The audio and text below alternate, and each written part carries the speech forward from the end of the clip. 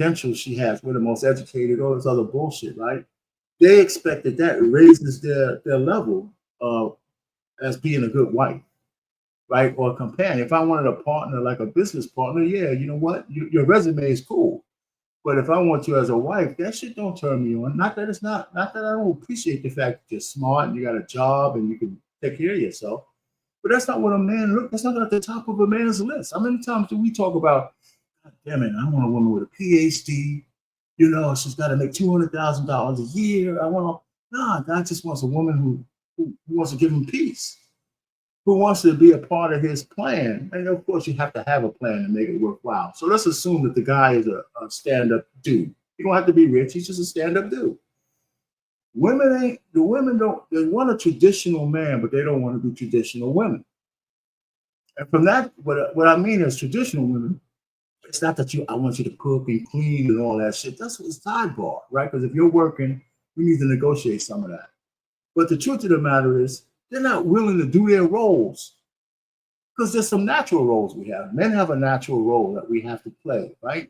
And when we're outside of our role, we fail. In our marriages, we fail everywhere, right? And I don't want to use the word provider. We just got to be the leader, right? And if you advocate that much, a woman starts losing respect. A woman has to understand that she falls under your covering. And if you have a plan, she's going to help you with the plan. That doesn't mean she can't have a plan of her own, but it needs to fit under your overall umbrella, or it ain't going to work. And that's why I say that when people say you shouldn't get married, I'm going to end it there. People say you shouldn't get married early. That's bullshit. You know why? Because I ask men, the only thing a woman can't do under a good communicative marriage is she can't suck nobody else's Johnson.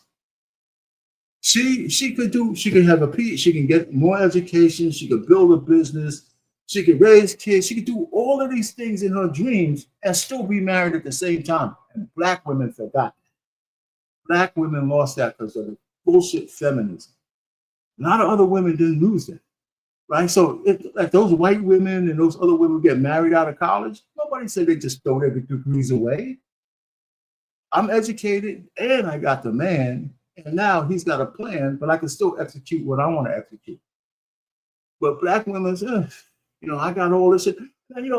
So when I talk to my daughters, I understand that they fall somewhere in between because I'm their father, but they still have some mindset that, I got all this and I'm looking for a guy to take care of that. I said, well, you might have to take a little leap of faith with some of these dudes. Right? Because if they ain't coming in like at the finish line, because how many people at the finish line in their 20s? Exactly. Exactly. And so give me just a second. Ladies and gentlemen, we got one of the baddest DJs in Michigan in the building tonight. All right. Y'all know him as JT from What We Know Podcast. But before he was a podcaster, he was a military man. And after he was a military man, he was a man who took those records that shook off a mini pair of panties. Ladies and gentlemen, put your damn hands together for the one and the only JT from What We Know Podcast. What's up, man? What's happening, partner? What's going on, my boy? Man, I'm chilling, man. What's popping with you, black man? What's going on with my brothers, man? What's up, Pain? Hey man, I'm telling you, you still inspired me for that song AI generated, the sweet horrors of the moonlight night. Hey, keep pimping alive. Get over that shit. When you said there's some sweet horrors out there, I still couldn't get over that shit, man. That's I got sweet. No, I heard it. I said, I wonder if that was from one of our conversations. It was, man. That shit was funny as hell. I never forgot that. I gotta make a song out of that shit. Yes, I don't know if you've been listening, but you see the title tonight. Mm-hmm. Mm-hmm. I've asked R-Pain. He went into detail about how black women have priced themselves out of the market. All right. For you, JT, why don't black men just pick black women? These white women, these Mexican women, they don't know your pain. They don't know your struggle.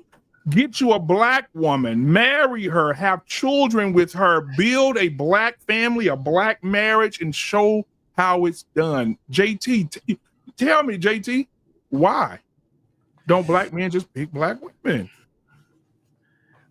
I mean, if you look at the stats, they are. That's the craziest part. It's just slowly declining. It's because a lot of women, you just said it, they're basically they're pricing themselves out of the market of dating and marriage. What I see, and it's funny that you say this because I kind of speak from a man that's I'm not even in the game like that. I ain't really been in the dating game like how it is. My dating game is very slow because I don't pick women that are 20 and 30 years younger than me. Shit, I can barely pick somebody that will even be 10 years younger than me. But you already know my story. Arpain know my story. Yeah. I'm already working. This woman is the same age as me. Mm-hmm. And we was separated for 20 years. Divorced for 20 plus years, right? Mm-hmm. So when I did get out there in the game, I seen that a lot of these women, they're not serious about picking someone for marriage. They're not serious about it. Mm-hmm. They're what I would call serial daters, right? They date, you got 90 days, you got a year, and the relationship has ran its course. Mm-hmm. It's ran its course, and now they're moving on, right? One of the reasons is that black men are starting to pick women that are not just they're non-black women is because, for one, they're in a different generation. They have a different mindset, right? I'm Gen X. And in Gen X, what we basically are is 45 and up. That's basically it. We 45 and up. Our mindset was kind of like it was adjacent to the baby boomers. Gen X is not adjacent to shit. I'm sorry, Gen Z. Right. I'm sorry, Gen Z is not adjacent to a damn thing but Gen Z, right? Just so happens that the millennials are caught in between X and Z, and their mindset pretty much was the mindset that kind of got Gen Z to where they're at. So when we're looking at the thing that's happening with black women, we as black men, we see where their demise is going. We see the demise. We understand exactly what's happening. And I'm not even going to talk about boomers and X. I'm talking about disease. They see it. I talk to a lot of Z young men, and they don't have the mindset of marriage. They have the mindset of a relationship, the men. But they're at a point where we have to say that they're scared and shit like that, but I'm not going to use that word, scared. They just got better sense than to sit back and say, I'm going to pick a woman to marry that's out here busting it open for everybody, twerking, talking like men, calling me bro, and all these different, and now in the Gen Z, what they would say, that is my homie. They would say that a woman is their homie. And guess what they won't do? They won't marry her. They'll screw her, but guess what? Studs are getting screwed too, huh? That's a new thing, screwing a stud. Screwing a stud, taking them down. So when we're talking about marriage, it's dead right now because nobody is trying to hear a JT or a Arpain that's saying that it's a beautiful thing in marriage. But it's some things that you got to grind in this thing to get it to where you see people that has a prosperous relationship and a prosperous marriage. That was grinded. Everybody has a story, right? And a lot of these stories are not where we just never argued or we never had problems and there was no infidelity. It's not that. They think that that's how it goes. No, it don't. It used to be funny where the running joke used to be, black man, when someone asks someone that's been married for 65, 50 years and they say, well, how do y'all keep y'all marriage together? And the man used to go and whisper in the young man's ear and say, you cheat. Wow. That was the running joke, right? And what they basically were saying is that you got to live. You're going to make all kind of fucking mistakes, especially as being a man. However, the women were not in the same mindset that they are in right now. We hear it. How come men can do this and women can't do this? Well, fuck it. If they can do it, then we can do it, right? Look what we're seeing right now. We're seeing a bunch of fucking women that are failing and they're trying to live as if they've accomplished something. That I got a PhD. Mr. Kevin Samuels killed that. Before he got up out of this earth, he killed that whole concept. Look what they're talking about now. They're crashing out. Once they started saying these niggas, bitch ass niggas, men ain't shit. See, we ain't got to go back to talking about how bad it was for men anymore, because black men are actually living a great life right now. Some of them are picking women that they can actually have a life with, and some of them just picking a life that they can live. And the only thing they doing is having sex. You know, that's my home girl, but they still having sex with her. We got a culture of whores, right? This is a culture of whores. This is the Reds. I don't like to call her Sexy Red because ain't nothing sexy about her. I can't even say the Megan Stallions anymore because Megan Stallion she don't even believe the shit that she was rapping about. Well, you can't even talk about, because Megan Thee Stallion is at the point where she's seeing a lot of failures. Not in career. She's seeing failures. Here, but I just wanted to hear because we want to talk about that as part of this. I have a conversation about it. Yeah, she's seeing a lot of failures because she's still trying to get with men that she can that like her and love her and want to be, husband to her and things like that. But she's looking at what? Basketball players. She's still using the same rappers, all these different guys. And she got the whole world looking at her.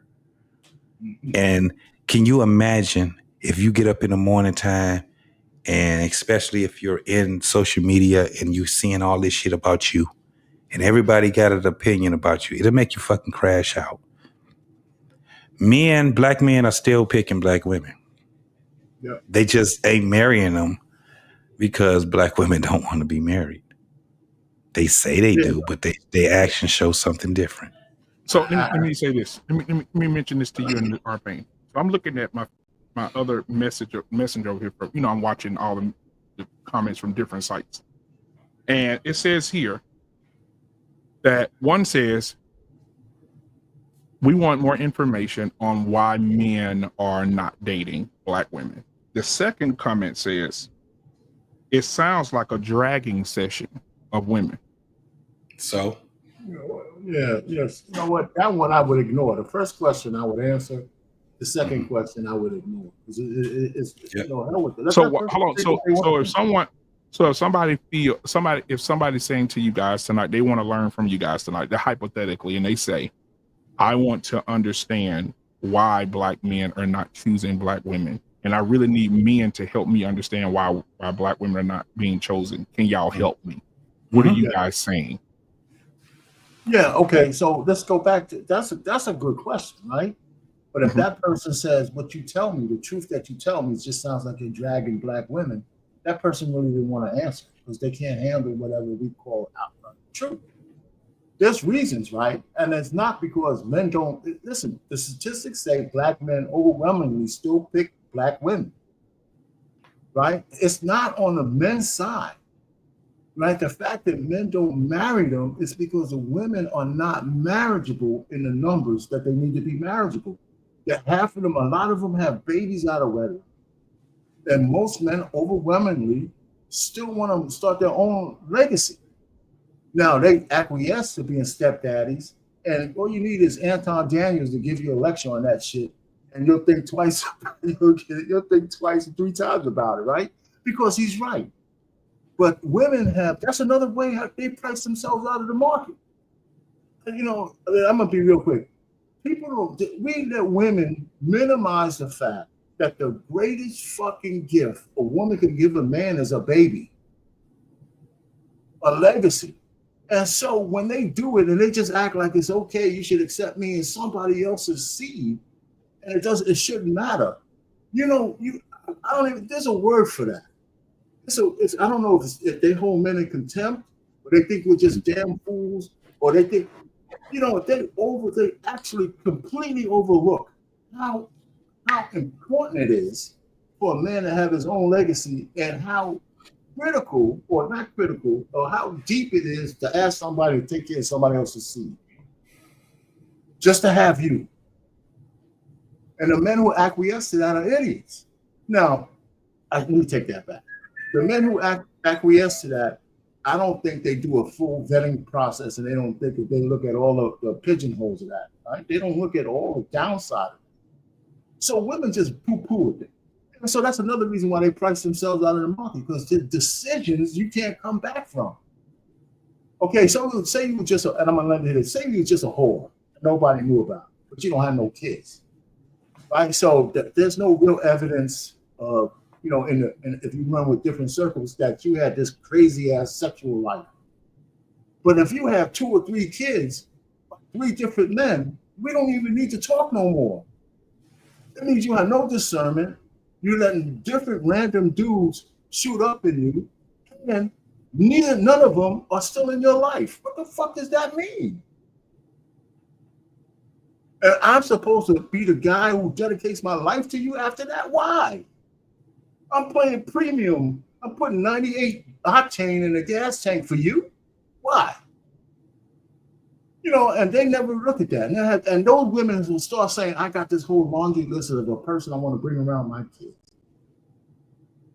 Come on. So I'm just saying, all the problems are not necessarily on a man's side. Yeah. You know? So, we yeah. want to marry black women. But they don't care about whether they want to keep themselves at a level that's marriageable. And Payne, that question was a disingenuous question, period. Because black men, you already said it, overwhelmingly pick black women to marry and date, right? So that question that they're asking is a question where you just be like, no, that's not true, because we can't build off of a lie. There's no way that we can do that. Now, if you're talking about the minority is the fact because black men understand that they have options. How about that?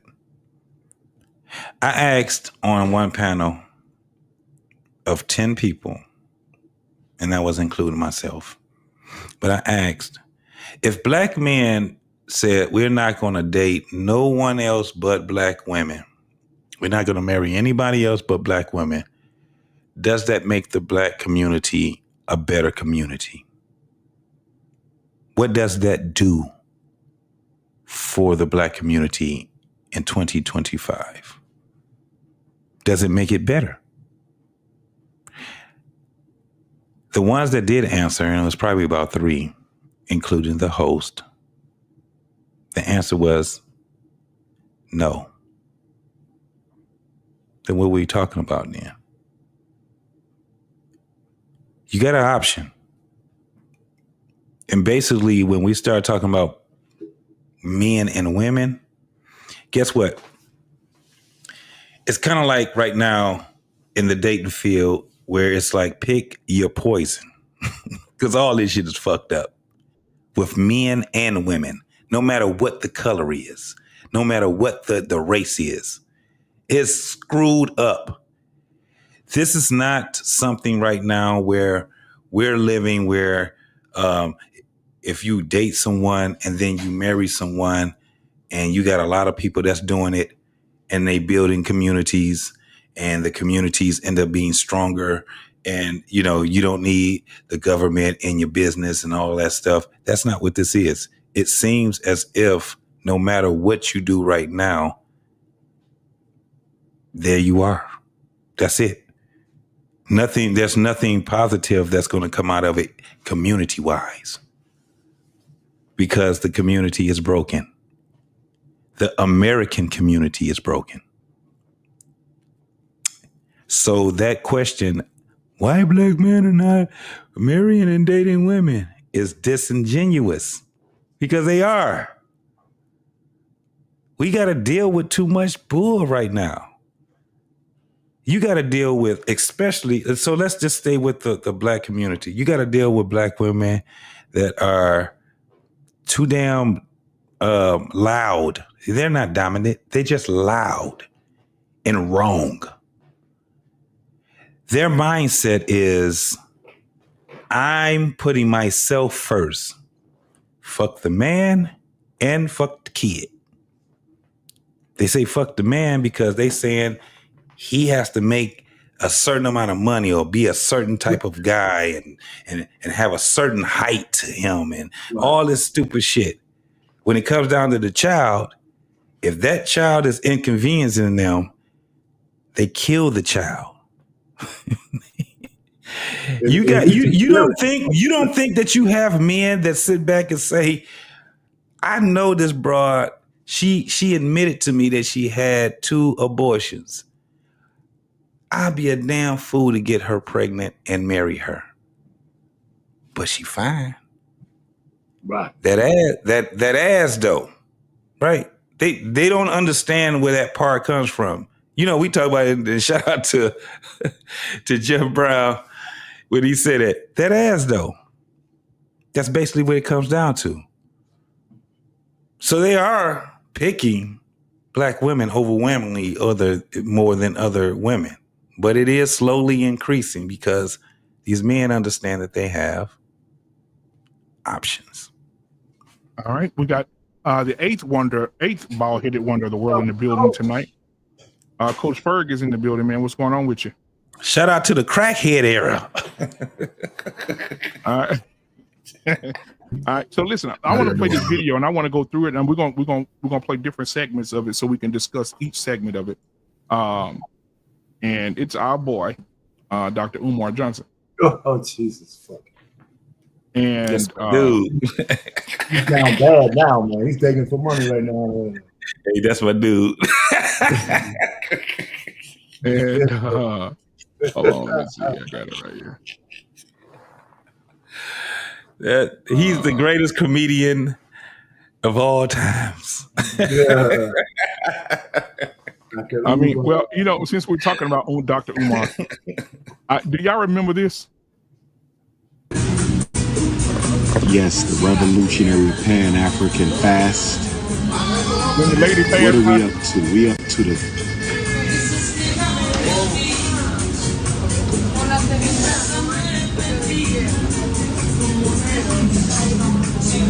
We must stay focused, my brothers, in the Dominican Republic. We must stay focused in the Dominican Republic. All right, that wasn't the video, but I remembered that video from a while back. You can't tell me that he is not a great comedian, dog. Bro, he knew what he was doing. Dr. Umar seen that girl. He stopped everything he was talking about. To my brothers, we can't be distracted in the Dominican Republic. We can't be distracted.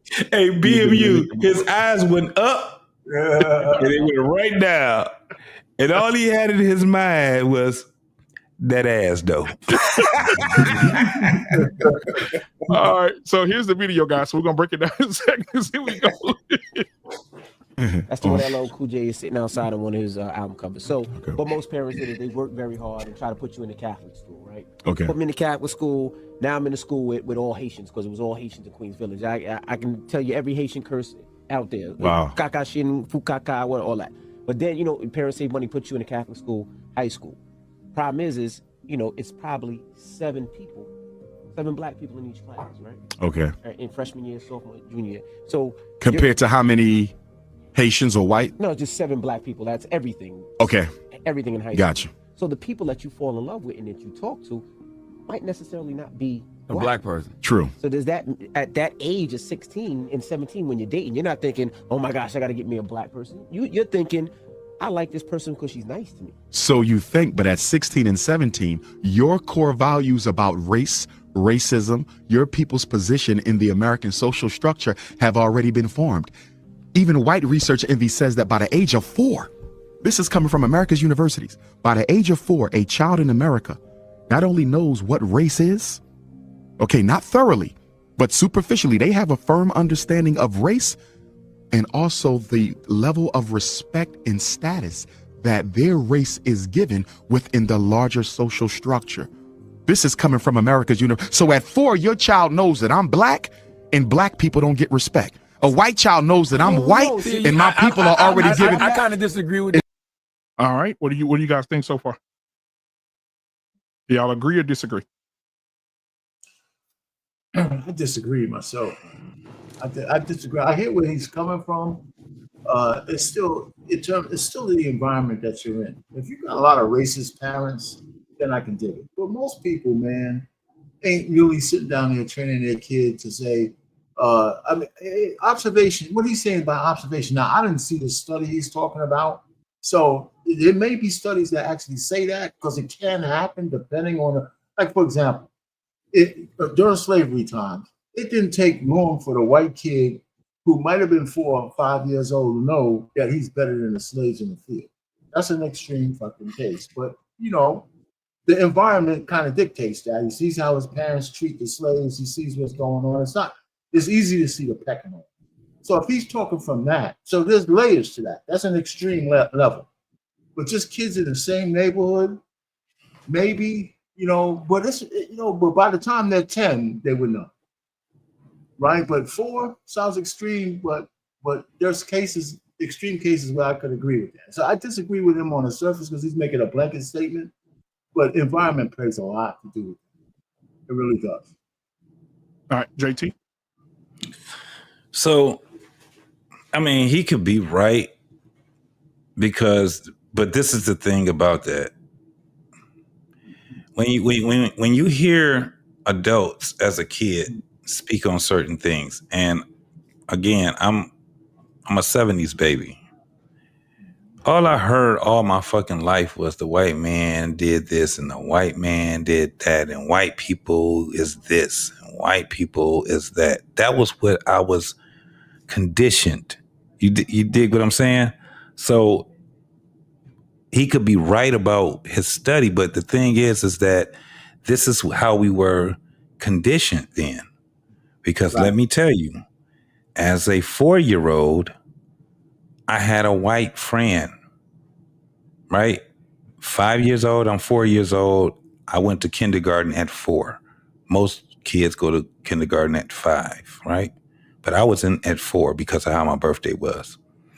And this white kid, which, by the way, was in a predominantly black neighborhood, that, by the way, immediately within 2 years ended up being predominantly black. When we moved in that neighborhood, white people were moving out. Like, I actually experienced the white flight movement, right? My street used to be full of white folks, and the majority of white folks got the fuck up out of there. I remember at 4 years old, somebody in the truck said, "So long, niggas." I remember hearing that, a person saying that shit. So, but going back to the school, man, I love being around my friend. That was my motivation for going to kindergarten because I cried, man, for probably the first week of going there. I cried the first week because I was always around my father and my mother. And for them to drop me off at some place with some strange ass adults and some strange ass kids, and only thing we did was color and cut and paste and eat graham crackers and go to sleep. And I found somebody that gave me comfort, and it happened to be a little white boy. And we were cool. I think we were cool all the way until third grade, and he moved after third grade. But I think that was kind of what molded my mind.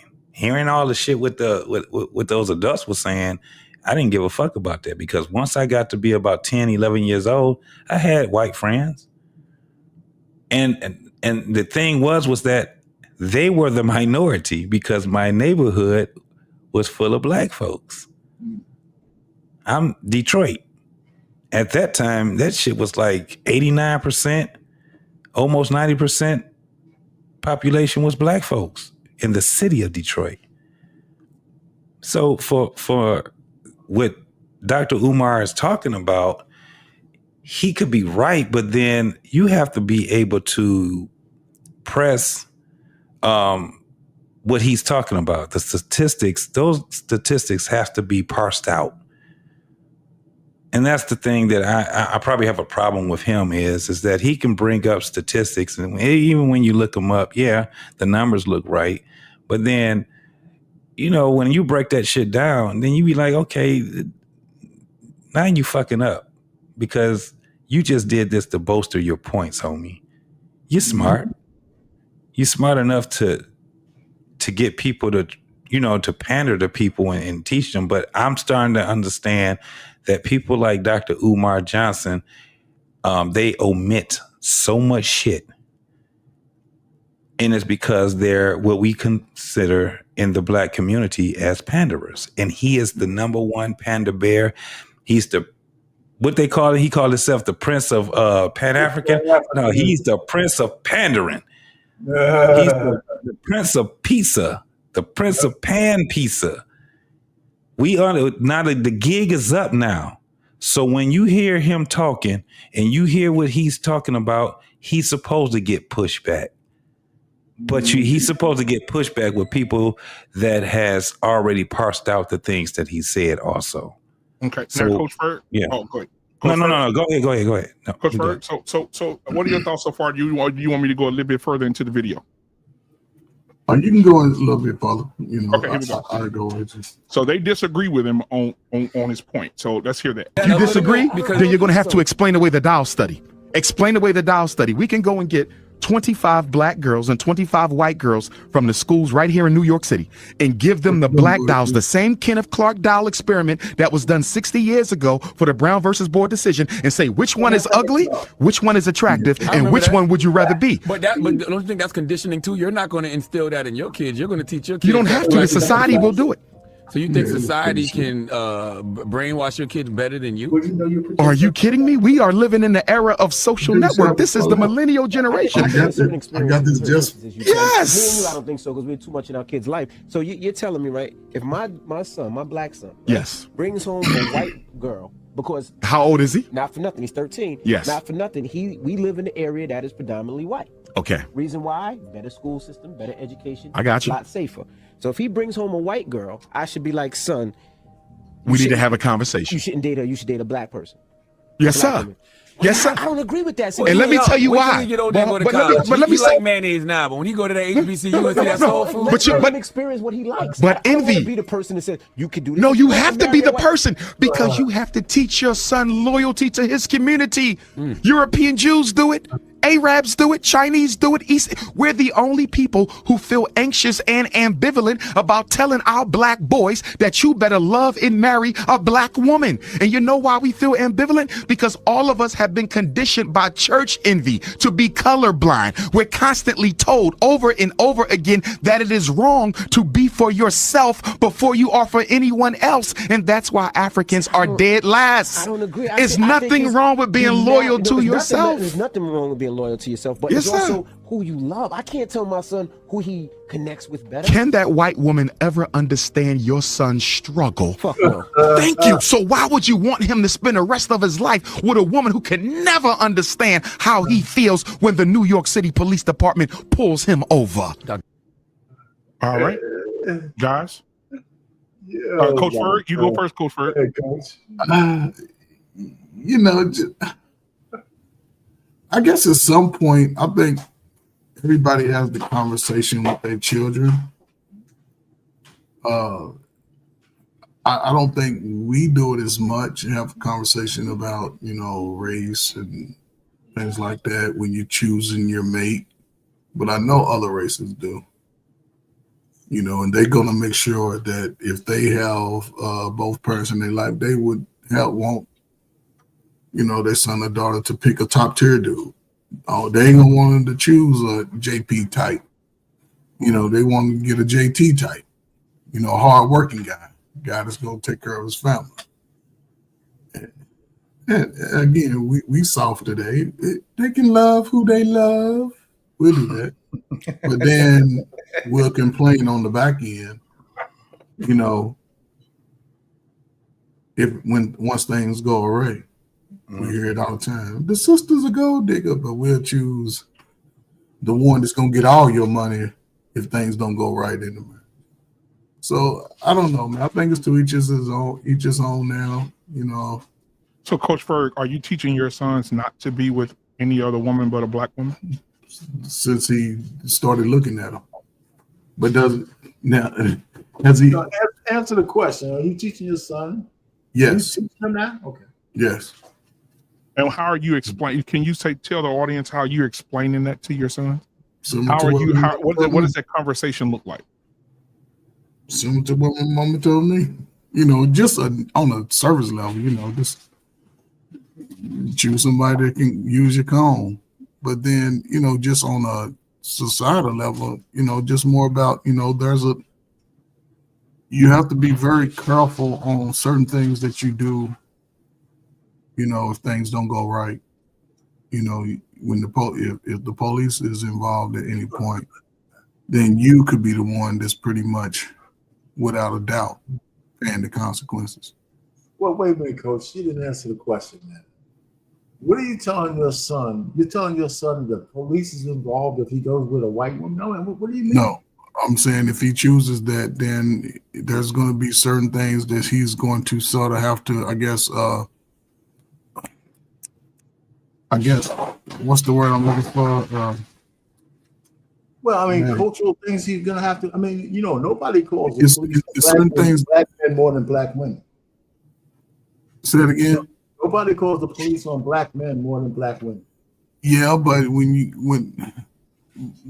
what I used to try to tell him is that I can dictate who you choose to live your life with, but there are certain things that you really have to look at. Now, if you want a regular smuggler type of woman, yeah, they ain't all races. You ain't gonna get no top tier Becky's.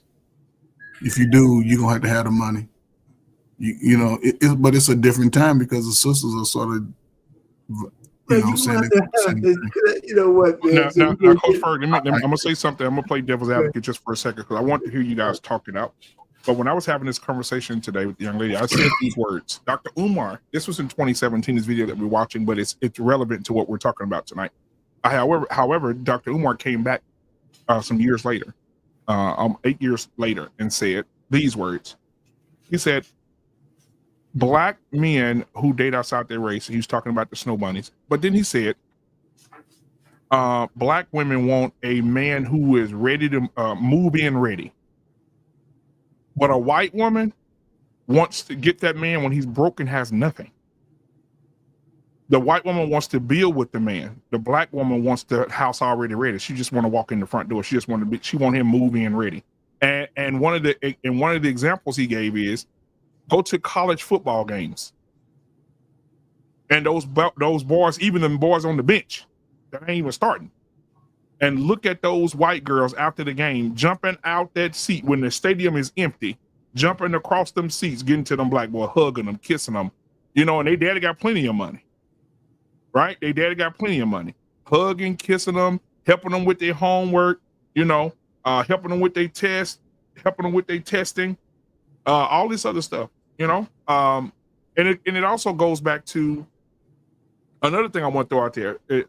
We talked about this, JT, some months back.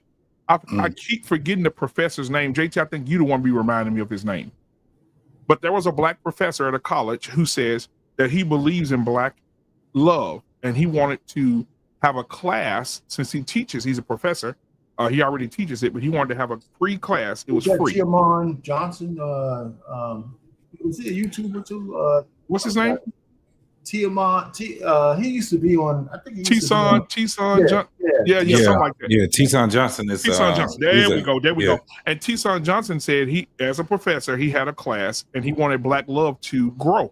And so he said, I'm going to do this class specifically for black women to help them understand brothers better, so the love can be better between black men and black women. He said he walked in, he sent out a blast email, he sent out all the information, all the correspondence for people to show up. And he said he walked into the classroom where he was about to teach and go into this about black men. He said he walked in, to his amazement, there was not one sister in there. Not one black woman. He said the entire room was full, but it was not one black woman in there. He said the class was full of Indian, Asian, and white women and Hispanic women. And he said they were asking questions, raising their hands. When my black man do this, what does that mean? When my black man has this attitude, or my black man is temperamental, what does that mean? How can I help him? How can I better support him? Is the questions that he said they were asking him.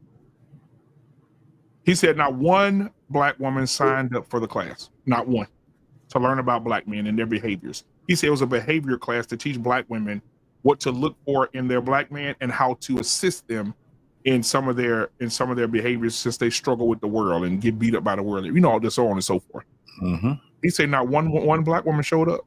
He said broke his heart that it was free, didn't cost a dime. I think that was Lit that brought that up. Yeah, Lost did. Yeah. He said the class was free, didn't cost a dime, and not one black woman showed up. Say that. I went to one of his channels. I saw him talk about it. Yeah, I saw it on the channel, but I think that was a couple of weeks ago. I think Lit brought that up. Yeah. But like, Coach Ferg, are you finished with your? All I'm saying is, I wanted to put that in there, Coach Ferg, to see how Coach Ferg feels about that particular thing that I just mentioned. I'll be short. Listen.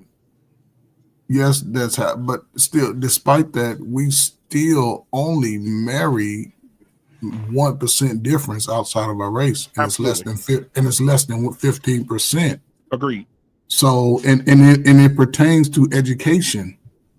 You know, for the most part, the higher the education, that's when you start seeing people move outside, you know, the race and the culture. But and even that, when I look at the list of brothers. I'm not saying, you know, Becky's don't get a brother at his lowest, no.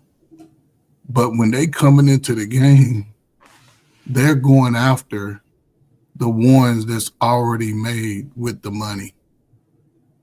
Just like the sisters, they doing the same thing. They not coming after me, JT, and our pain type of dudes. They want the dude that's the high profile money making dude. Who taught the white? That's very that's very unfair. That's very unfair to put that. That's not true. Coach Ferg, I'm telling you, Coach Ferg, I have seen. Let me tell you now. I have seen some white girls, pretty long, pretty blonde hair, blue eyes, got a body on her, walking around with a nigga that's damn near 500 pounds, hair nappy, rubbing his back, standing in line at the Great American Cookie Factory. And disowned by her family. Can't even go home and see her family. No, that's not true. That's why I think it's. Go ahead, Payne. I'm sorry. Let me get my chance to say this thing. One of the things I think we kind of overlook is when we just try to. I mean, our condition here in America is different than any other ethnic group. White, right, black, or other blacks and everything else. We weren't culturalized under the oppression we were. But when civil rights came, we expanded and we actually mentally left the black community if we were able to. That's why we lost businesses.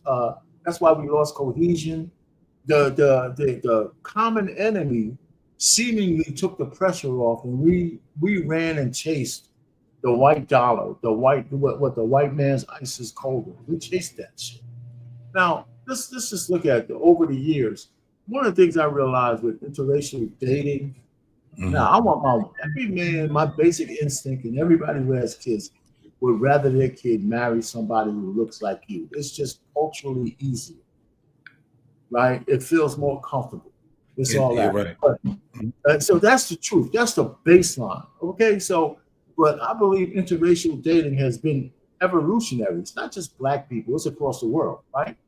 It's been evolutionary because the world is smaller, communication is closer, so it's evolutionary, and racial mixing is actually inevitable. It's inevitable. We can't stop it. Nobody can stop it, right? And what happened 100 years ago in terms of interracial dating, if you did a map, the line would be almost vertically up, right? Because it's a lot more. So that's the point I'm just trying to say. So I just look at my own daughters. If they was to bring a white man home, a white person home, my initial reaction is going to be, oh shit, man, come on, man, guess who's fucking coming to dinner, right? Yeah. Guess who's coming to dinner. So you meet them, you talk to them, you see what kind of man he is. Now I'm a man, I'm still covering my daughters. They're grown women, I'm still covering them. So I'm saying, is this motherfucker able to cover her? And you have some conversation. I'm gonna be quick. You have some conversation. He's a white motherfucker, but you know what? I actually like this dude. He sounds like he might be dedicated to make sure he takes care of my wife, my daughter's hook or crook, right? Because she's gonna need that. Because I'm not gonna be around every day. I don't give a shit. Now I'm starting to think: should it matter that he's white? I beg your pardon. Hold on, or should it matter more that she's covered? Well, this is just questions I'm throwing out there. All right, so I'm getting older. My daughters are still not married. Okay, so now she wants to marry this dude. Now, does it matter? Does my feeling of walking my daughter down the fucking aisle to her getting married, is that more or less important than the fact that the guy on the other end is a white dude? I'm just thinking. Okay, so they get married. Then all of a sudden they have children. And I'm holding a grandchild. I'm holding a fucking grandchild. I don't give a shit if that dude's white. That's still my blood flowing through that fucking kid, right? I'm saying to myself, is it more important that I have a grandchild in my hands who's going to grow up and do that and be a productive citizen? And is it diminished because that motherfucker's white? These are the questions I would ask myself. Right? And I'm thinking, where would I say, nah, you know what? I'd rather fucking not walk my daughter down the aisle just because she picked a white motherfucker or a Spanish dude or a Chinese guy. Oh shit, I would rather not have this grandchild because that motherfucker ain't full fucking FBA. You know, I mean, I'm just saying, how do we navigate that kind of shit? So I'm just trying to project. You know, so I mean, I think we should wrestle with those kind of decisions. And is the color of our skin that important to us as human beings, Americans? Remember now, human beings, only one fucking race in God's eyes, human race, right? I could fuck an Alaskan Malamute woman and we could have a baby, right? We could, well, yeah, I'm not the animal, but a woman, right? We can mate with each other all around the fucking world. Doesn't matter where you from.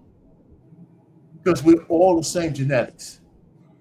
You know, so I just don't know. I mean, I'm not one of those guys. I'd rather her marry a black man. I'm serious. But how much should I trip? How much should I trip? Especially if I'm looking into a grandchild's eyes. I don't have to do. All right, go ahead. Now, I wanted to get through the video because I know our time be moving. Let me get through the video, then we're going to just discuss it as a whole. All okay. Right. What's up, Stephanie? What's going on, brother?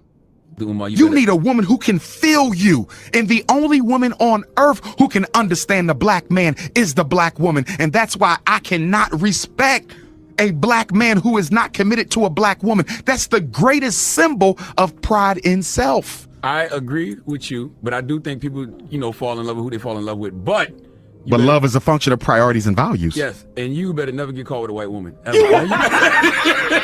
you can't even glance at a white woman. Now, since we're on the topic of family, there's a rumor that has to be dispelled. I'm hearing black people going around saying that slavery destroyed the black family. Nothing could be further from the truth. Slavery didn't destroy the black family. Do you know that we were still getting married through slavery? Jumping the broom in secret, even under punishment of death. We were married during Reconstruction. We were married during civil rights. When do you begin to see the rise of the single-parented black female household? 1970. After they killed Dr. King, the United States government said we must neutralize the black power base. And they determined that the black power base was the black family. It was independent black skilled men and women who financed King, financed Mr. Garvey, financed Mr. Muhammad, financed SNCC and CORE, the Freedom Riders and the sit-in movement. So they said, if we want to crush the black struggle, we got to crush the black family. So guess what they did in 1970? King dies in 68.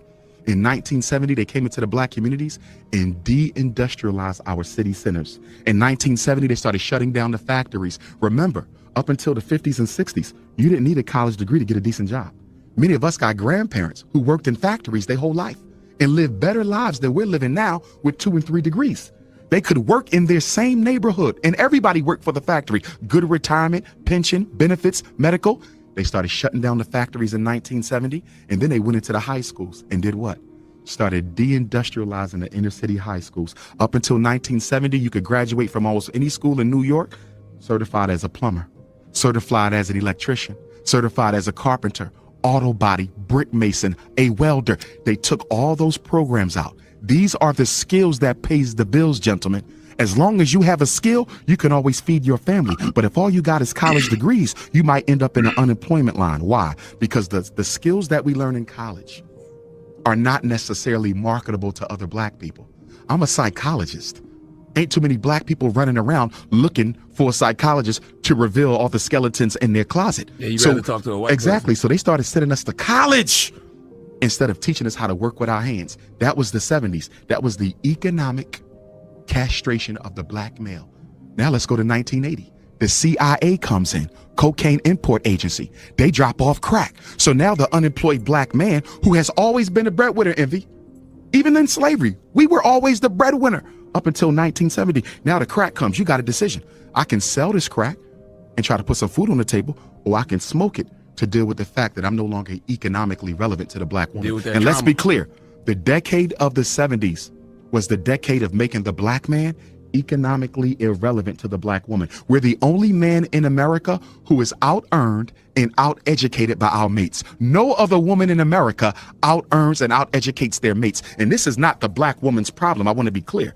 This was systematically done to make us irrelevant to our families. Then the 1990s come, Bill Clinton crime bill, 3 strikes and you out. Mandatory minimum wages, the Bill Clinton crime bill. Now all those unemployed black men who got caught smoking crack or selling crack now being sent off to jail. And then they also give us the ADHD, so now we could dope the kids up with the same medicine that sent the father to jail.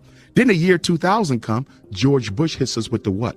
Faith-based initiative. He finds a loophole in federal law that allows you to finance churches. So now the mega churches and the medium-sized churches in the black community, Charlemagne, are being financed by the government.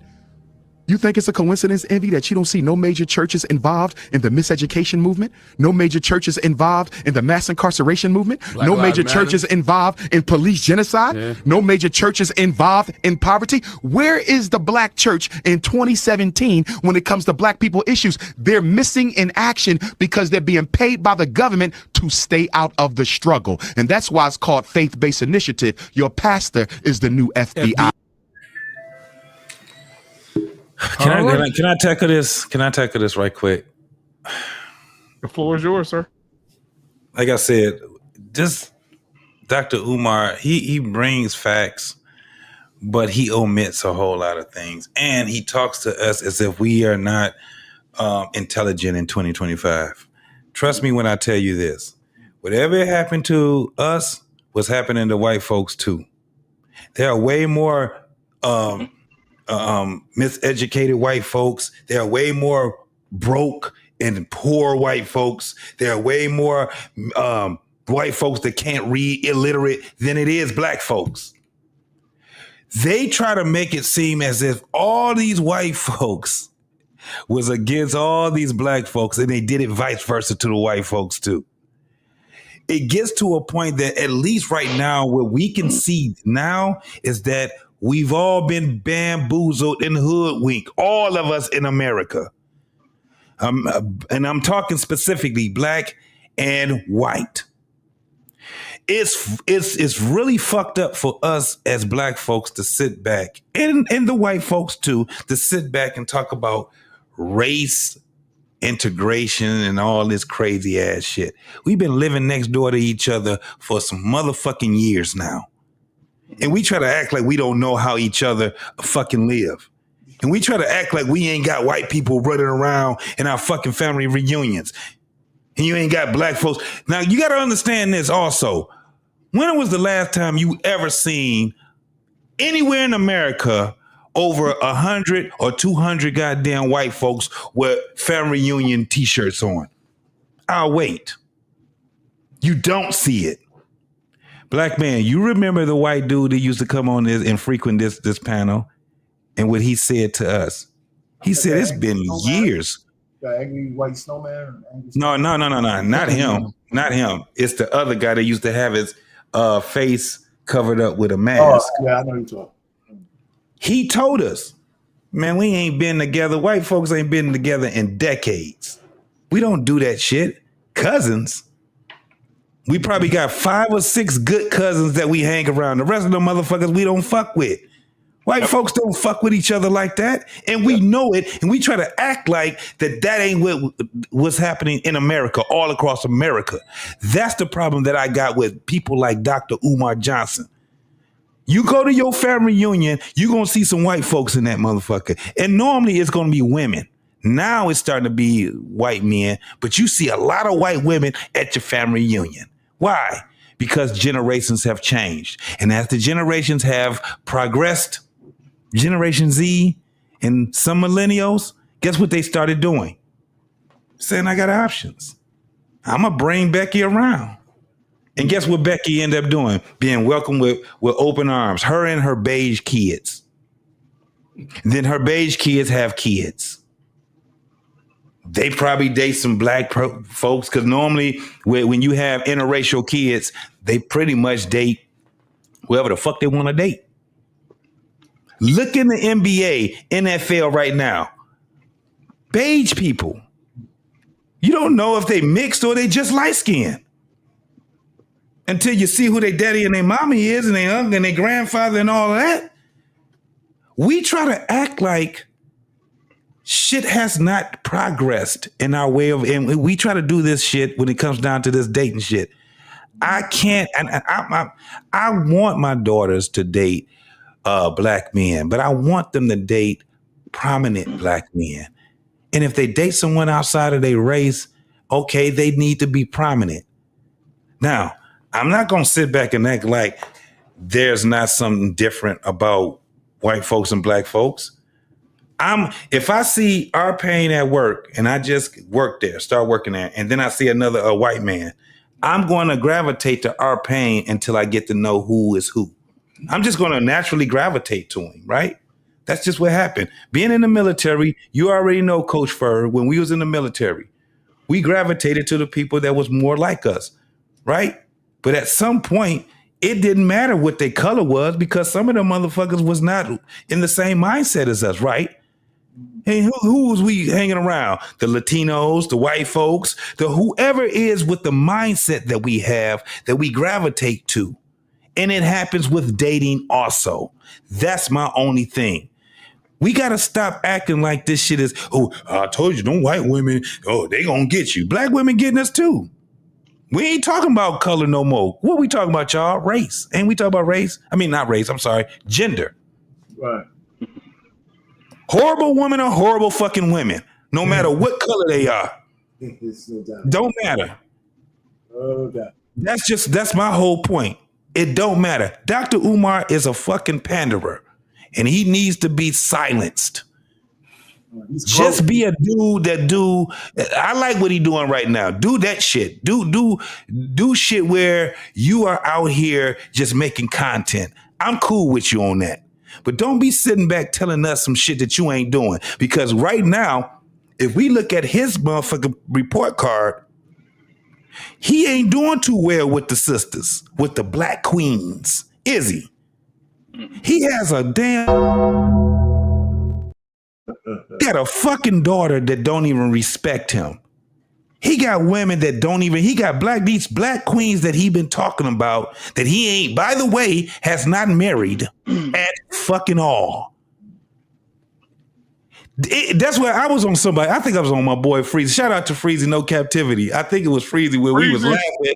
I think we was laughing because I said, nigga, you know times are bad right now when you got Dr. Umar Johnson saying, fuck these black bitches.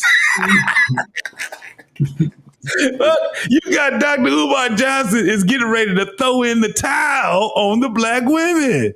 Hey, man, JT, you should see him tonight on Anton January, man. The guy's begging for money. He said they froze his accounts. He's on there, man. You're gonna check it out. So, God damn, he's looking bad too.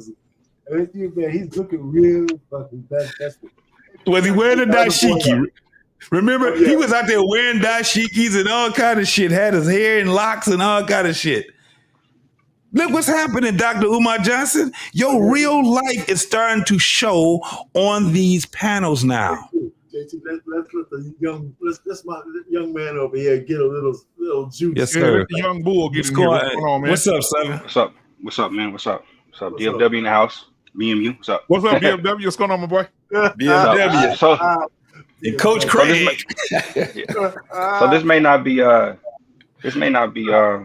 guess popular, but I mean I'm the youngest one on this panel, and I remember my grandma slapping my head to the TV when I kissed this white girl on a commercial. Oh, Jesus. Right? I grew up in Seattle, right? So I grew up around them, and my grandma and my auntie and my mom said, "You better not bring no white girl home." And that was at like I think 5 years old. You know what I mean? So that stuck with me. Never was gonna bring no white girl home. And I guess I'm talking to Pain on this one. So I don't feel like you should feel some type of way by telling your black daughter to not bring a white man home, because it's taught to us. It's told to us from our aunties, from our grandmas, from moms, from my sisters. You better not bring no white girl home. And so I wouldn't feel a type of way if I heard you saying that and I was right next to you. I don't care where we was at, in the mall, in the park, because it was told to me. You know what I mean? And I'm the youngest one on here. Do I have a white wife? No, I don't. But I was never going to bring no white woman home to my mom. You got so I don't kids think yet? You got children yet? I don't have kids. So will you say that to your kids? Yes, I will, because it was told to me. I would tell my daughter, "You better not bring no white boy home." Well, but your son, what about Now, your would son? we consider that? Would that be considered racist? No, it wouldn't. Yeah, I that's don't, racist. I don't think that's considered. Well, it may be racist, but it's not prejudice. It's not to the extreme. And Before we get into let me tackle this. Hold on. Yeah. It's not. It's no homo in all this. It's not hard to find an outstanding black man. It's the outstanding black men that are doing well are always overlooked in college and high school, is because our culture until now have been taught, unless he's sagging his pants, unless he's tall with dreads, that's what's attractive. But if you can show your daughter what's really important in life and what a man should provide, and what he can have to where you help him build, then it's a different attraction than what we grew up thinking what the OG was or the cool guy was. You get what I'm saying? Yeah. And now E-Man Williams in the chat, real quick, pause just for a second. E-Man is in the chat. E-Man is in an interracial marriage.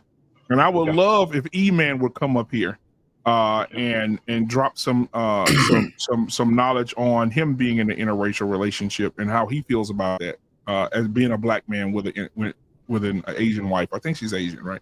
Yeah. Well, my wife is My No, wife is Is Mexican she? and black, so but she has a lot of Mexican phenotypes. Her mom is Mexican, so sometimes people think she's Mexican, sometimes they think she's black. It depends on who's seeing her. Well, You know what she's I a mean? black Mexican. She got a black parent. She's a black Mexican.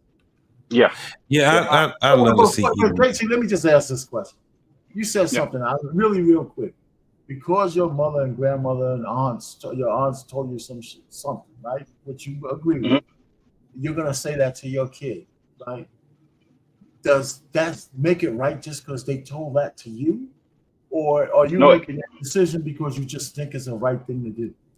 I'm making that decision off of me. I'm just telling you what was told to us black men Yeah, around my age. But from I'm hearing you emphasize the fact that they told that to you. So I'm just saying, all right. So now that you heard that, is that the only reason why you're saying that to your no, kids, or is it no, I'm not because saying that that's what you believe? because that's what I believe. Because I believe my black daughter can find an outstanding black man, Well, then and how and come I would say you didn't marry a full black woman? so. What? How come you didn't marry a full black woman then? If she's got Mexican Uh, roots? Because it's I Mexican couldn't. and black Well, is the same? to answer the first question of the panel, I couldn't meet one that was equipped to be on my program because I was raised with them saying they don't need a man. I was raised to say you better have it before I come get you. I mean, before uh, you come get me. I ain't meet a lot of them that was willing to be on my program and be a good helpmate. So let me ask a question. Go ahead. So your daughter brings a man that's, that's black. hmm Bring him home. Does hmm that fix the community? You gotta have more context to that, man. Does it fix all of the woes that's going on in the community if she starts to date a man that is black instead of dating a man that's outside of her race? I'm not putting it on my kids to fix any community that's outside their own Okay, bloodline. so it So brings me to I'm another not here to question. I'm not here to save the community. That community shit is Yeah, is void. yeah. So it brings me to the next the next question. hmm So why is it so important for her to have a man that's black? Because she's going to, in a way, I'll add context to what I'm saying. She's going to want a man like her father, and her father is a black man, and I'm going to be preaching black men that are strong figures that are doing great. So just like my wife has seen her black dad be a strong man, be a provider, be hardworking, it's only kind of like entwined to that she's going to want a black man, just like her father. You know what I mean? She can bring a guy around where I can approve. And so It's kind of if he's it's black, kind so of you hard for you to saying answer that that. no, so Uh, so what you're saying is that if he's black, then he's gonna be like you. Similar like me, because He's gonna be daughters, similar like you.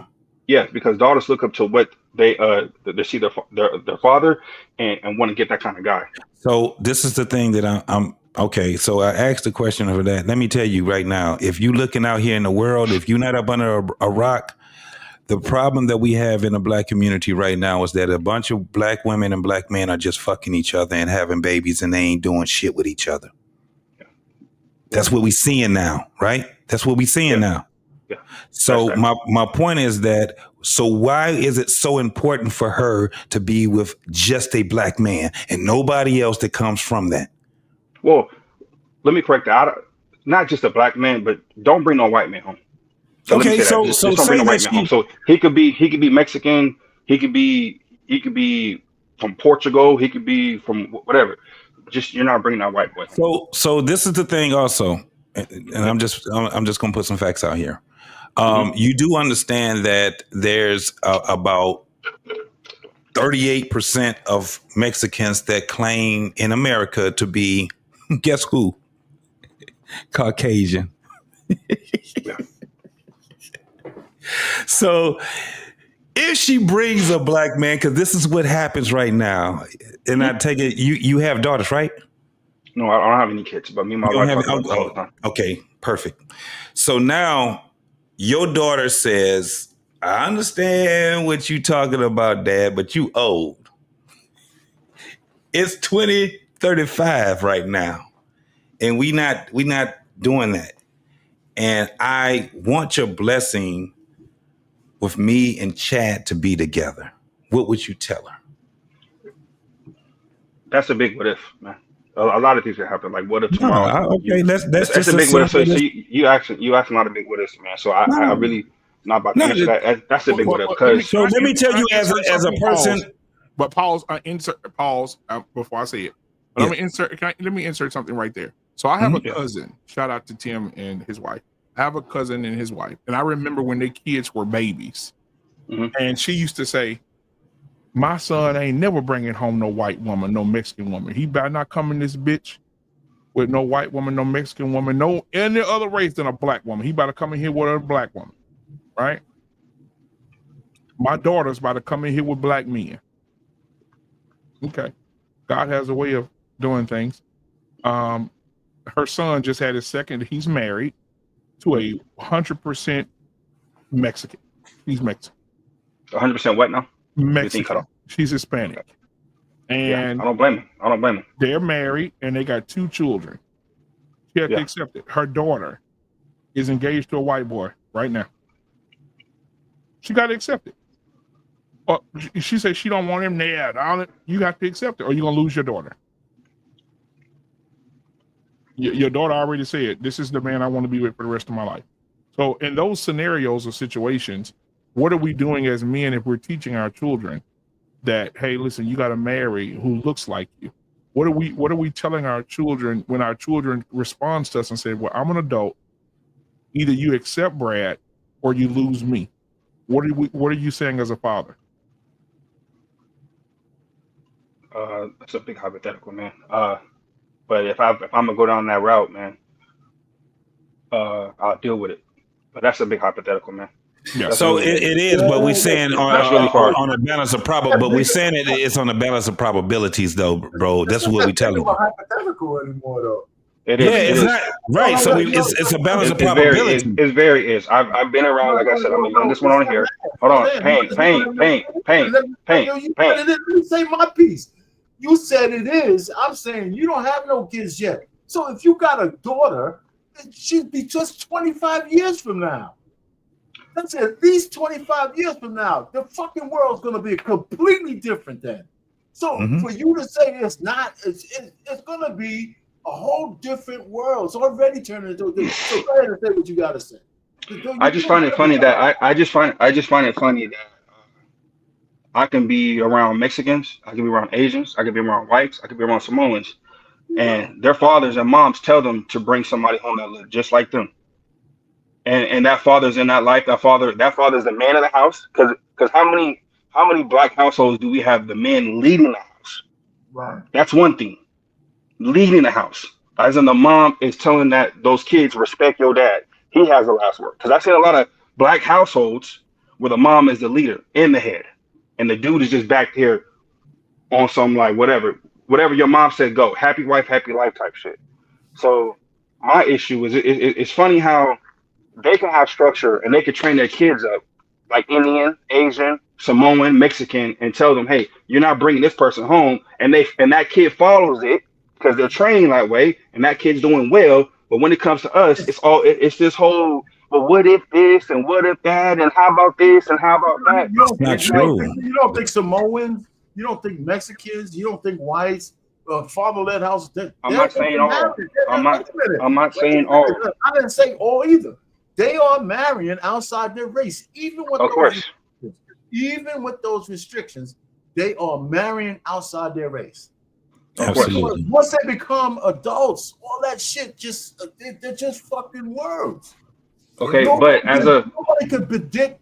Nobody can dictate who you marry. Now, does it still happen? But those old mores are weakening every single year. Yep. And one of the reasons why. Oh my gosh, man!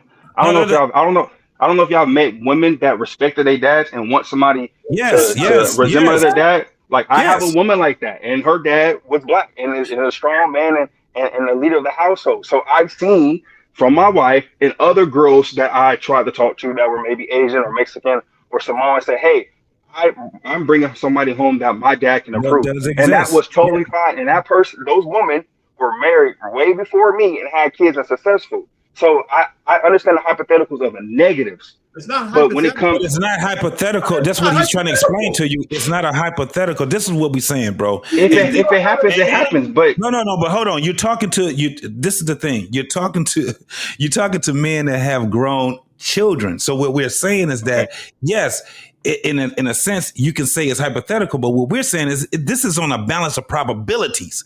And especially okay, if you don't have any. Hold on. Especially if you don't have any kids right now, then you can't say anything about what you would or would not do until you actually get to that point. Now, this is the thing. One of the things that we always talk about here is how things got to where they got to, right? but JT, pause. I respect you. I respect you too a lot. All right, go ahead. All I'm saying is we're agreeing 50-50. All I'm saying, kind of under the surface, is how can my grandma, my mom, and my auntie tell me not to bring the white man home? But and those are women that's Mhm. supposed to be second in the household. But as a black man and soon to be father, I mean, want to be a father one day, how come we can't have that same energy that these black women put into their boys? But When you you're the leader of the can. household, when You can. You can You have it. can. Nobody's saying you can't do that. Nobody's saying you should. Why it's got to be black or white? This is not a 1 or a 0. You Right. no, can. You can bec- actually say because that you when the can. okay, because I'll be right back, black man. I'll be right back, y'all. okay, okay, pain. So and being used because when the woman say it in our family to us as black boys, there ain't no woulda, coulda, shoulda, or hey, what if you just fell over and you fell into some white cooch? You know what I mean? Or hey, I see how you may like her over that. It's that energy of you better not bring one home. I got slapped in the head hit the TV as a little kid. That's your anecdotal experience. I'm not trying to dismiss that. But it happens to a lot to us black boys of saying, don't bring a white girl home. Why can't Not you have that same universal, energy? man. I mean, listen. You got to expand your mind a little bit. Listen, because forget me. The world has moved into interracial dating, and you don't think the fact that where we were in 20 years ago, 50 years ago, 100 years ago, and to where we are now, where interracial dating and marrying is it's not even a fucking thing anymore. You don't think none of those people's parents told them, "Don't you bring that motherfucking nigger home? Don't you bring that white girl home? Don't you bring that Hispanic woman home?" They've been saying that shit for years. There's nothing unique about your fucking grandmother and granduncle. That people say that shit for years. When people become of age and they start integrating in society, and they start seeing that the difference between them and other people is not as big as the fucking people with their narrow minds are, they fall in love.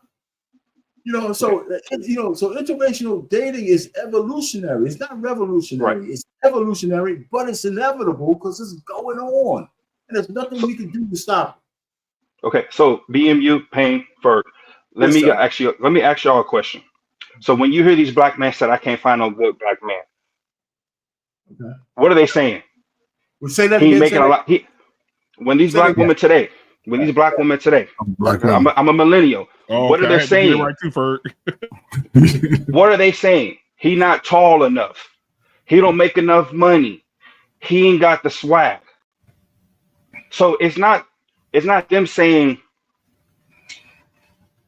Hold on, right quick. My bad. Hold on, right quick. Oh, okay. You taking this Where I one was first? going with where Okay. no. Where I was going with this is a lot of them go interracial because their expectation of a black man is up here, and they were told to really not respect the black man.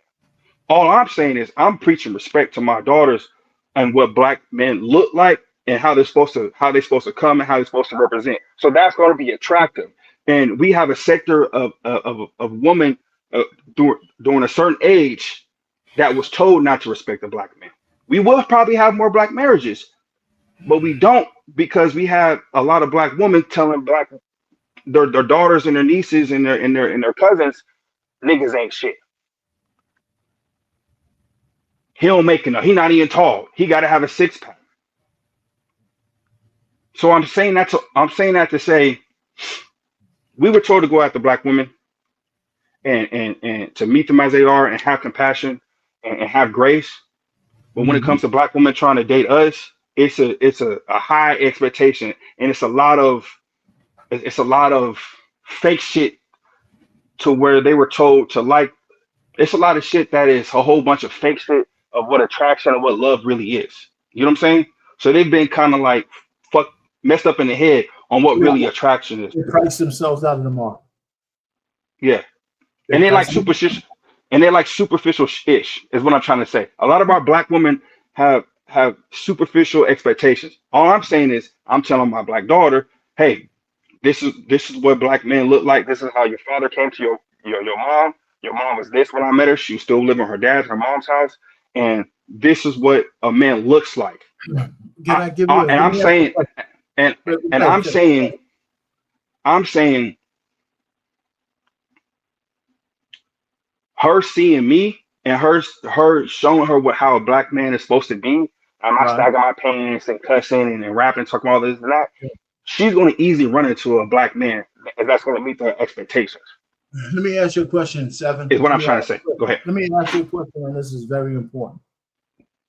Mhm. Is it your skin color that you're teaching your daughter, or is it your character that you're teaching your daughter in a man? I'm teaching her character, Okay. we all know we got character, we got the Hold on, style, we got the humor. Come on, man, like give yourself add some. the humor, add the style, but And you're this not why really, exactly.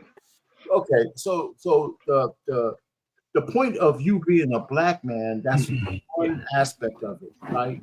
But you're really Yeah. teaching her character traits. You're Correct. really teaching her something that she could cling on to in a man. And let me tell you, that's not your skin color. Your skin color is because it's you. It's because you're her father, right? Even if you never mention race, she's looking at you and she can see your skin color. That's never going to go away.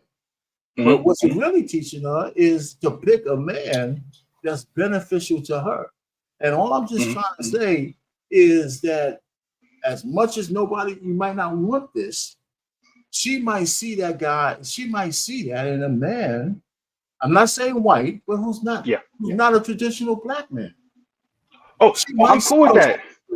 Look, I'm cool with that.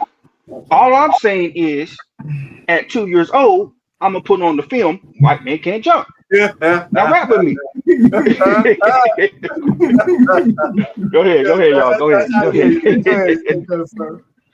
No, but the thing is that you're right. I mean, you don't see a bunch of black men promoting interracial relationships. They just do it.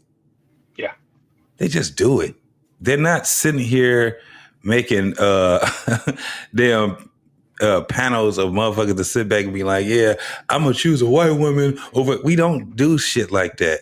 No. And that whole thing of if she can't use your comb, don't bring her home type shit. First and foremost, I ain't bringing nobody home because my home is my home once I get grown. That's just what it is. At the end of the day, when we're talking about this whole thing of race, the shit has shown how much we've been bamboozled, hoodwinked, and brainwashed. Because at the end of the day, what we're seeing right now is a change. You got too many people that are mixed with all kind of shit. What they gonna be talking about? You can see it right in front of your face. I think that the quality of a person is way more important than the color of them. The content of their character is way more important. And we keep putting this race shit in front of all this. And this is it. While we're doing this crazy shit, the goddamn house is burning up because we're not saying, hey, we need to change the way that we're rearing our children when it comes down to having relationships with people on the outside of the family to bring them in. One of the things is courting. Our children don't know how to court. They don't know how to date. And they damn sure don't know how to pick a damn mate. Damn, did I just rhyme again? They don't know it. I don't. Because we're putting too much emphasis on color and race and all this crazy ass shit. And that shit is over with. We need to upgrade our way of thinking. and how we convey the things to our children that is very important to them, and it's survival. And right now, what we're starting to see is that our children don't know how to survive. They don't. Because what they're doing is talking about a bunch of damn independence and all kind of crazy ass shit, when in all actuality, they ain't fucking independent.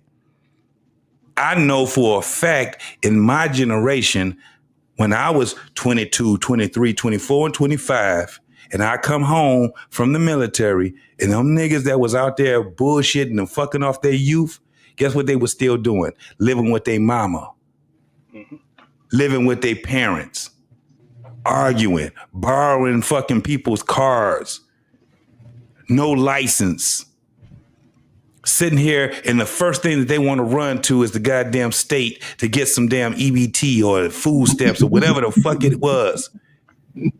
They have no survival skills at all, and they don't know how to work with one another. Because we keep putting fucking emphasis on talking this dumbass Dr. Umar shit. We don't even know how to even teach them how to be interdependent with their mate. Because we talking about motherfucking 50-50 and goddamn other bullshit. But are you blaming that on? Are you blaming the conversations men are having as the problem of going 50-50 as a problem? I think it's a problem when you're not talking about how to survive in the world and be interdependent with a mate. Because guess what? The one thing that we all end up doing, having somebody to be a mate with, whether we just fucking them or we living with them or whatever. We don't know we haven't taught them how to be courters, to court. But if they're trying to, I think we were talking about trying to get along in court, but then you had a whole bunch of women talking about, I don't do chain restaurants. Because they don't know how to court. That's the thing. And this is what I mean by this. Yeah. When we're talking about courting is not two people sitting there and going to dinner and movies and shit like that. And then they have sex and then a fucking baby pops up. That's not courting. Courting, right. So courting, it involves the community. Mama, daddy, auntie, uncles, cousins. But you don't friends. have that. So you have That's to work my with what you whole. have. No, you don't work with what you have, because what you have is nothing right now. And that's my whole point. We're giving our kids nothing. 18 years old, well, you got to figure it out. I'm telling you, get you a panel of parents and ask them these two questions. What did you teach your kids about sex? And what did you learn about sex? I mean, when you say acts of parents, man, I lived it, man. Like I said, my birthday was, I was just turned 34 on Monday, man. Like I lived, my mom and my dad didn't show me how to have a relationship. My mom and my dad didn't show me how to have a healthy relationship. So when you say like ask parents of like what they're teaching, I wasn't taught none of that shit. Didn't come from a healthy household, had parents split up, but I still managed to understand what type of woman I wanted when I was in high school, and I got that woman when I was 27. Yeah, that's anecdotal. How many of you is out here? How many of you are out here actually having great relationships right now? I feel like a lot of men will want to have and can have good relationships, but their black counterparts aren't trying to build with them. So then why would we sit back and tell them that, oh, you better not bring no other than black women home with me or a black man home with me? That don't make no sense to me, bro. You know the point. The point really Hold is. on. You skipped the rail on. I didn't say that a black man has to be with a black woman to have a black family. I never said that. My notion is get with somebody who's on your program. If you're a man and you want to build with somebody, no matter what color she is, get with somebody on your program. Don't just stick to this Dr. Umar shit. I've never stuck to that Dr. Umar shit, even when I was a kid. But you stuck to the shit that your mama and your grandma told you was that you better not come home with no damn white woman. Okay, but there's other flavors of that, and I don't even get along with white women like that in the first place. My grandpa introduced me Malcolm X before MLK. So I grew up around Muslims. I grew up around Malcolm X and his teachings and his takes. So I never really liked white girls like that, and I don't get along with them to this day. They're not funny to me. They're not cute. They're not attractive. So just because I don't date white girls, don't mean I'm gonna tell somebody else, "Hey, you got to get with a black girl." You said that you was gonna do that with your kids. That's what you said. Are you out of your fucking mind? Are you crazy? I was gonna do that with my daughter. My daughter can't bring no white boy home. I don't date men. My daughter can't bring no white. Right. So that's what that's my whole point is. So what is it that we're gonna do, that you're gonna teach her? How are you gonna help her to navigate through this whole thing called the dating pool to courting and then marriage? How are you gonna do that? What is your plan with your daughter other than to tell her not to bring no white boy home?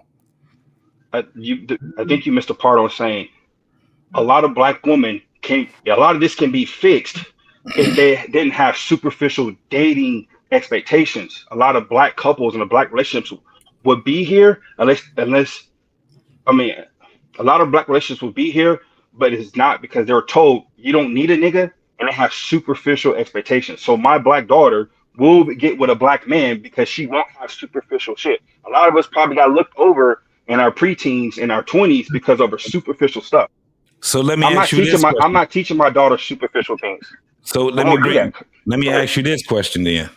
Yeah. If your daughter bring you home, so you don't have any kids right now, so we'll say that, let's say that you have them in the next 3 years, right? Yeah. And 2030 something, I don't know. Mm-hmm. 25 years ago. Right. And she brings this boy home and he got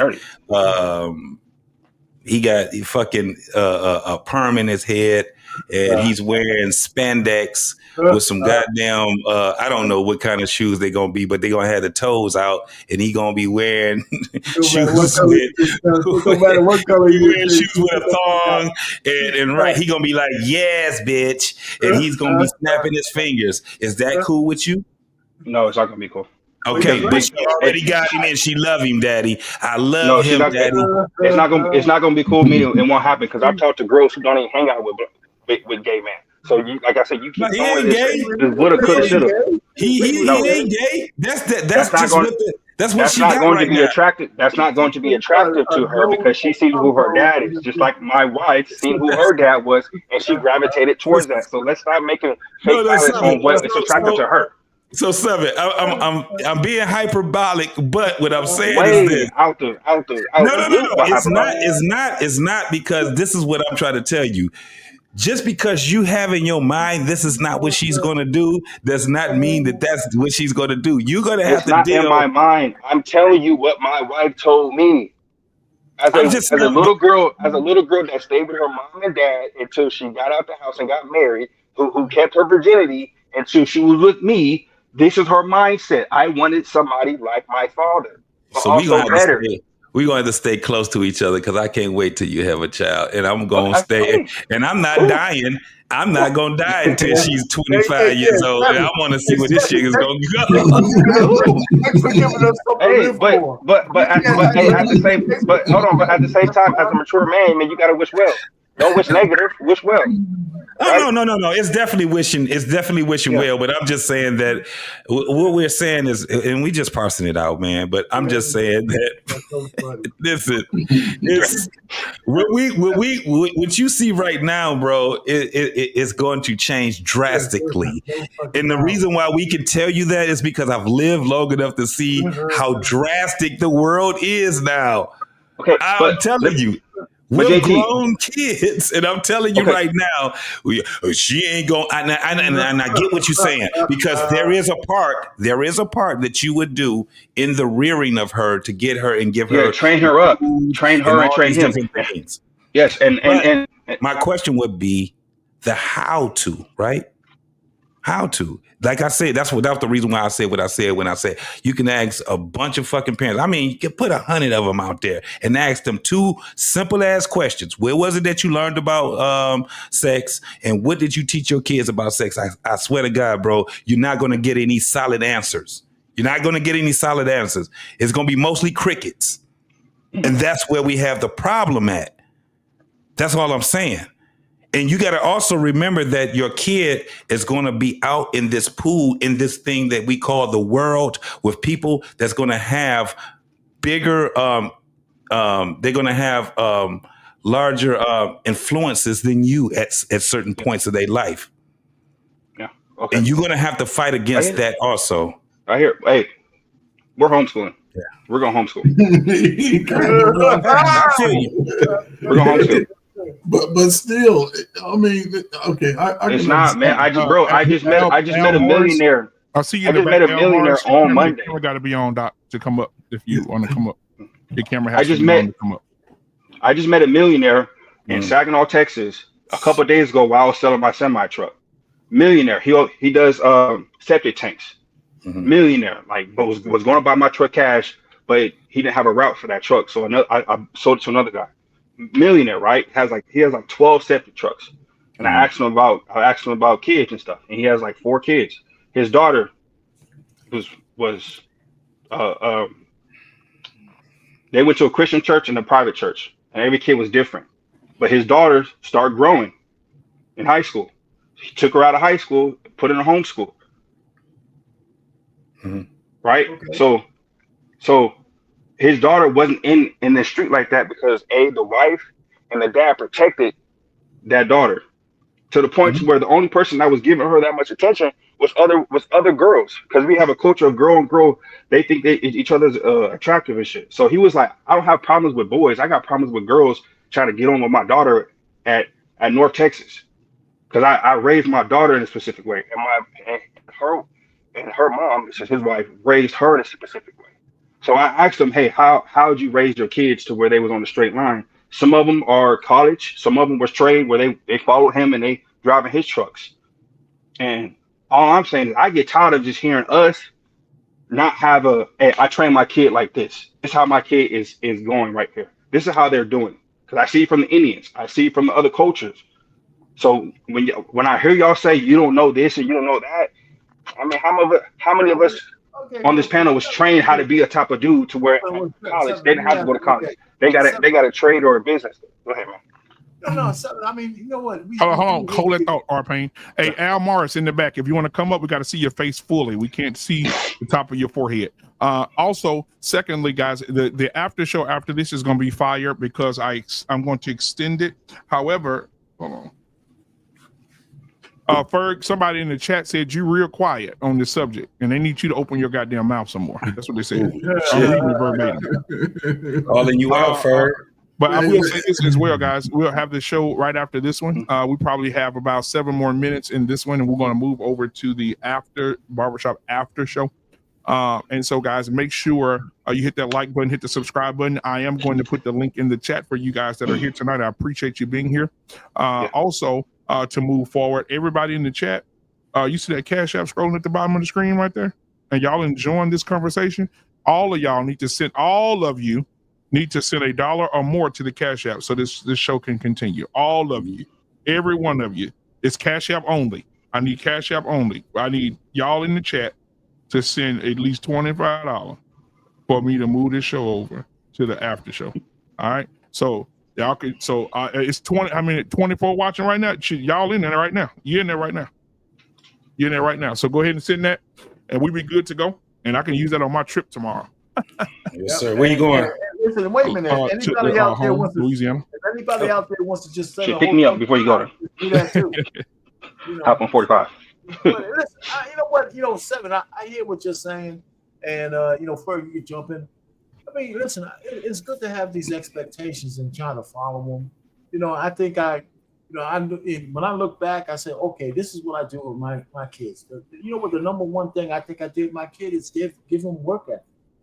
And I talk to them about mistakes. I talk to them about being able to, navigate what's right and wrong. Now, I didn't sit down there and say, well, this is what you need to be a wife and this. I was leaving that shit to my wife. That's why I married her, right? Because that's what she was, right? Mm-hmm. So, but I didn't think about that. But, when I talk to my daughters, we send them out in the world. So homeschooling is not a bad idea. We send them out in the world. Right. And we're finding out that everywhere we send them are fucking bastions of liberalism. Yeah. And all kinds of fuck shit, right? And so, you know, if you ain't there to counteract that stuff, right, in real time, it's hard to overcome all of those crazy influences. And so the major influence I have on my daughters really is that they work their asses off. I mean, they don't complain. They say, I gotta work. I work, you know. And I said, well, shit. I said, in your fucking travels, there ain't no kind of guy. Where's the? And they're very social, right? I said, but you know, nobody's sweet on you, fucking guys. Listen, your mother saved you. You ain't ugly like your father. You know, your mother's pretty, right? So it ain't that. Right? They got nice 4C hair. They take care of it. They're all nice and groomed and shit. And they making money. But the money doesn't matter. But they're really fucking feminine, right? So they're navigating these waters trying to find, you know, here's the curse. My oldest daughter said, look, Dad, I can't find a guy like you. I said, man. Oh. No, I didn't know how to answer. There's assholes everywhere.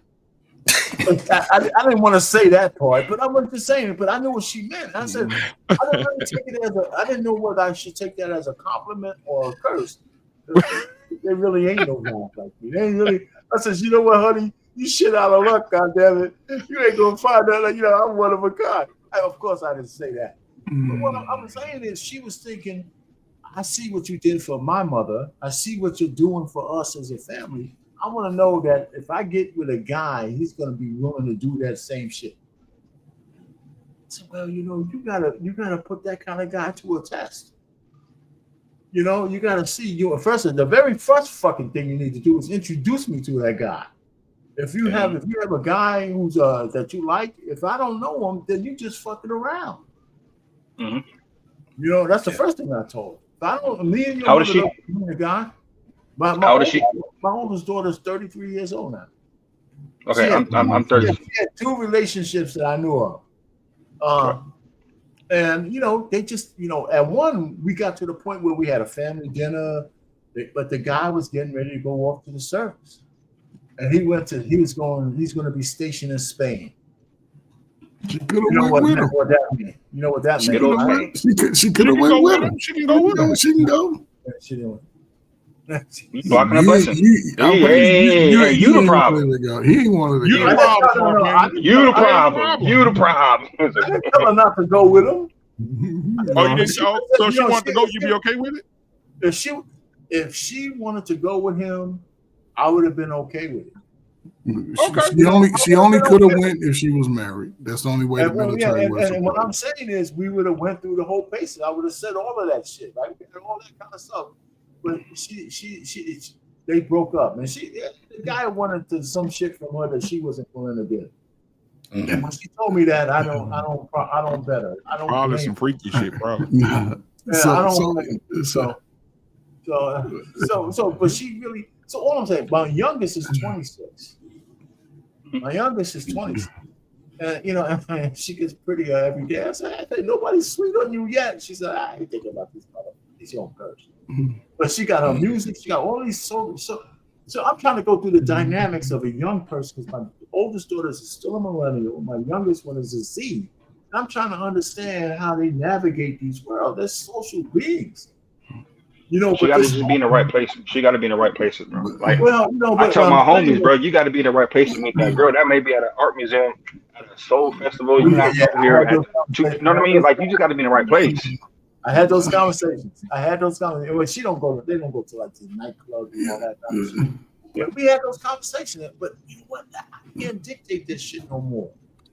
No, you can't. I mean, what we can do is just give them the like for me. I'm like 7 a.m. Based off what my mother told me, I just sort of always align with that, but I also had sisters. So I always wanted women that looked like my sisters. I wasn't that, listen, some of my best friends in high school were white. Some of the white girls used to come pick me up, take me to concerts. They would buy weed. They would do all that. I just didn't find them attractive to me. For my son, even though I gave him the same thing, he's a little bit different. That's self-hate.